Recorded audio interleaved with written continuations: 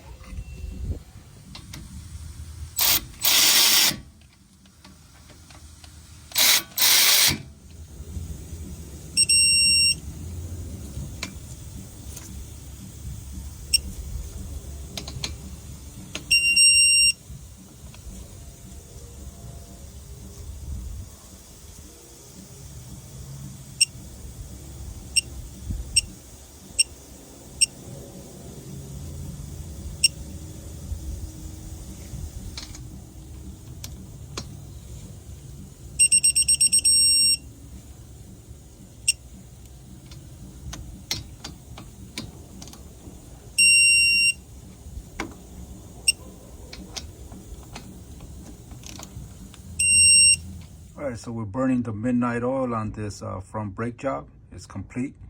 Rotors replaced, brake system completely lubricated, hardware, new brake pads, and calipers fully cleaned up. So customer will be very satisfied with this.